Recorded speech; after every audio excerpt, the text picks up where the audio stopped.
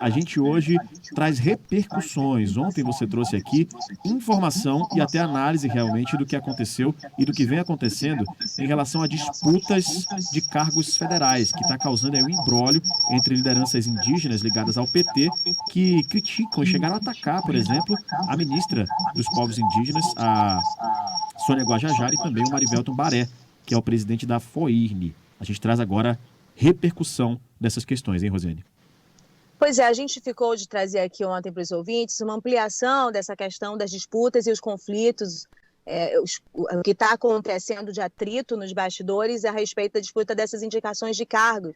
São muito importantes para bases eleitorais dos políticos, geralmente ficam muito linkados à influência que têm as bancadas federais, já que a gente tem um contexto diferente das bancadas e um contexto diferente nesses cargos que são de indicação para a FUNAI e para a CESAI hoje, porque hoje há uma conjuntura da política que colocou duas indígenas e o compromisso internacional do presidente Lula de que elas teriam autonomia para fazer a condução dessas funções que são extremamente importantes e graves aí para o povo indígena, e a gente está vendo, vou lembrar mais uma vez, essas imagens chocantes com a população Yanomami, que vive no território Yanomami, e que se repete em vários territórios indígenas, em várias situações, e isso é resultado de indicações que só atendem a interesses políticos nesses cargos.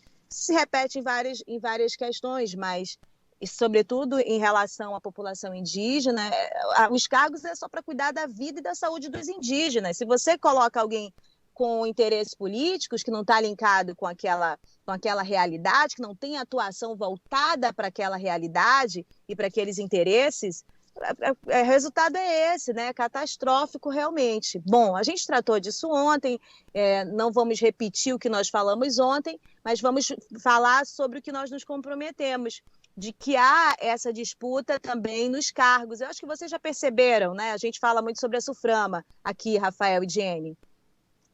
Sim, a gente tem acompanhado bastante, trazendo esses detalhes para o nosso ouvinte e para a nossa ouvinte. Pois é, então, os cargos que, para além da FUNAI, da SUFRAMA, tem o DENIT, né, tem a Previdência, então tem a FUNASA foi extinta, então há outros espaços que estão nessa disputa. Agora, repare, quando o governo Lula assume, no mês de janeiro, a gente foi vendo fases de algumas nomeações, nem todas encerraram agora. E se criou a expectativa que houvesse algum nome do Amazonas nesse primeiro escalão de ministério. A gente ventilou aqui a própria mídia nacional a respeito do nome do Omar Aziz, do Eduardo Braga.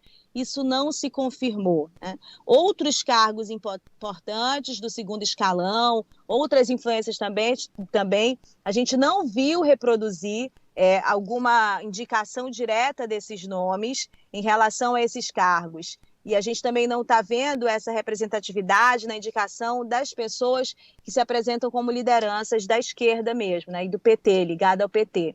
Portanto, o que a gente pode traçar desse 1º de janeiro é que as lideranças da esquerda e as lideranças ligadas ao governo Lula, de certa maneira, em comparação a outros estados, elas estão num espaço de desprestígio.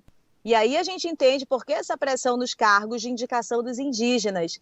E essa pressão nos cargos de indicação dos indígenas, Rafael, só expõe o desprestígio delas. Por quê? Porque não está dando certo. E pelo que a gente percebe, pela forma como está sendo atendido e as conversas no governo em relação a Joênio Wapichana e a Sônia Guajajara, não vai dar certo, né? Ainda mais atacando a Sônia do jeito que ela foi atacada.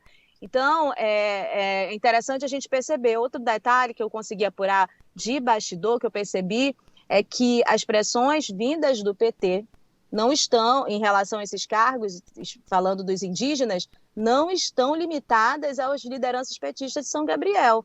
Lideranças petistas do Estado estão fazendo abordagens que, na interpretação dos indígenas, é pressão e tentativa de colocar pessoas alheias ao movimento na representação desses cargos. Isso é muito mal visto e essas pessoas estão sendo muito mal avaliadas. Nomes, inclusive, que estão surgindo novos, como chance de uma nova esquerda, mas que, agindo dessa maneira, reproduzem práticas antigas e vão se queimar. Né? Vão se queimar, inclusive, sem ter base que os caciques antigo já tem. Esse é um dado importante, a gente pode avançar também.